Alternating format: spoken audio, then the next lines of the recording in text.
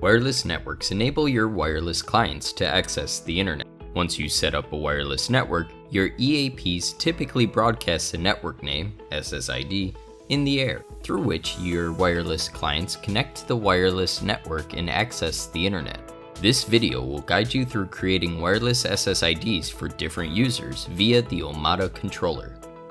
To access the wireless network, follow these steps to set up your host Wi-Fi.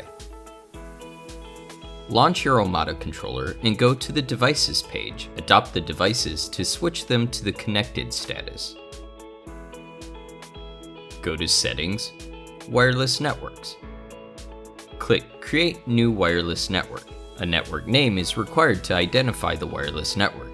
Here we use Office as an example. You can choose EAP or Gateway to broadcast the network. Choose the bands in which the SSID will be broadcast. If the SSID needs to be broadcast in both the 2.4 GHz and 5 GHz bands, we recommend going to Settings, Site, Services, Advanced Features to enable band steering and choose Prefer 5 GHz 6 GHz mode. The 5 GHz and 6 GHz bands will provide a far better wireless experience than the 2.4 GHz band. For network security, different security modes are available. When choosing None, you can connect to the wireless network without any password.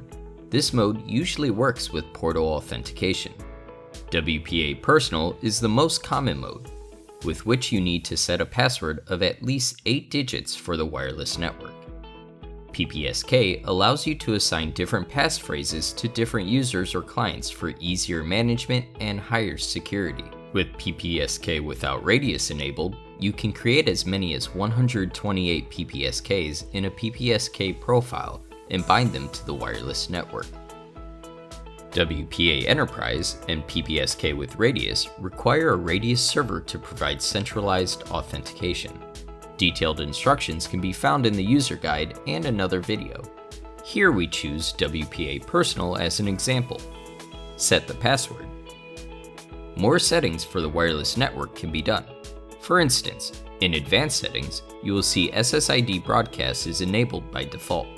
When it is disabled, your wireless clients will be unable to discover the SSID, and you will need to manually add the SSID and password of the wireless network in your clients.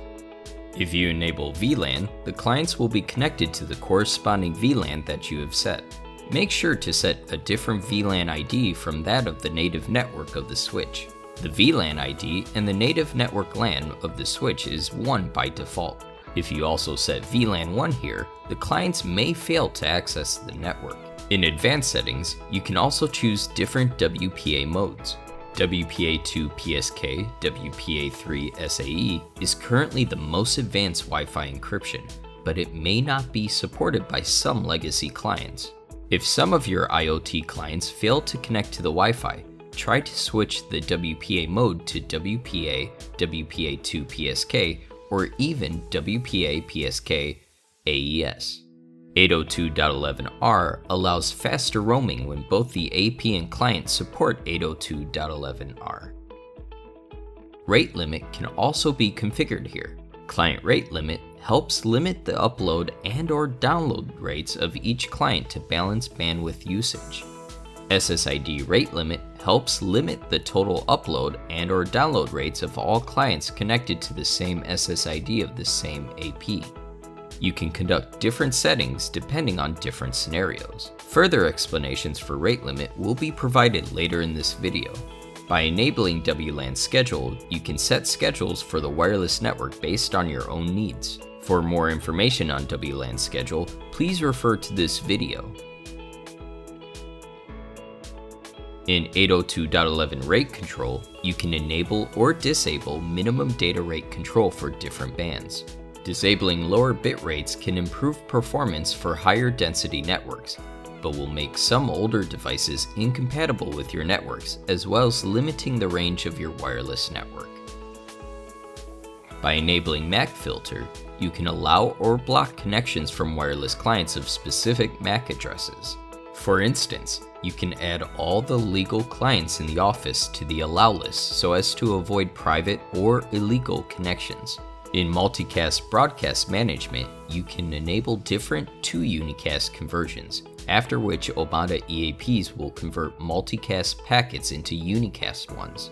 Large multicast and broadcast traffic may lower the throughput of the wireless network. If you are not familiar with networking, just keep the default settings. After all the settings, click Apply. You will see a new wireless network added under the WLAN group.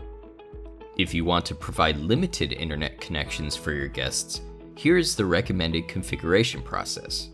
Go to Settings, Wireless Networks. Click Create New Wireless Network. Create a new SSID named Office Guest, for example, and enter a password. Find Guest Network and click Enable. With Guest Network enabled, clients connected to the guest network will be blocked from reaching any private IP subnet and can access the internet only.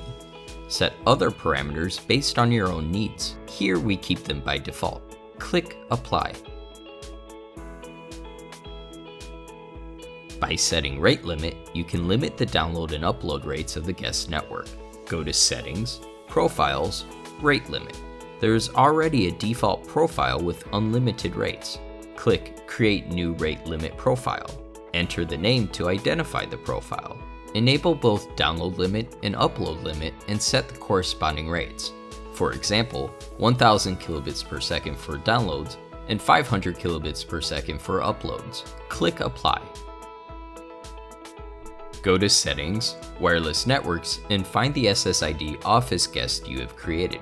Click the Edit icon. Click Advanced Settings and find Rate Limit. You can use the default profile or choose a profile you have already created. By choosing Custom, you can set the download and upload limits here for the guest network. Here we use the rate limit profile just created for the client rate limit. Meanwhile, customize the SSID rate limit here with 10 megabits per second for downloads and 5 megabits per second for uploads. Click Apply. You will see that the SSID Office Guest with Guest Network and Rate Limit enabled has been created under the WLAN group. Now you have SSIDs for different users. Let's run some tests to see the differences. Step 1. Connect your mobile phone to the SSID Office and get the IP address. Step 2. Use a speed test tool to check the download and upload rates. You are supposed to receive unlimited speeds, depending on your actual speed from your ISP. Step 3. Ping the IP address of LAN devices, such as the IP address of the switch. This ping test is supposed to be successful. Step 1. Connect your mobile phone to the SSID Office Guest and get the IP address. Step 2. Use a speed test tool to check the download and upload rates, which will be limited to the value you have set in the rate limit profile. Step 3. Ping the IP address of LAN devices, such as the IP address of the switch. This ping test is supposed to fail.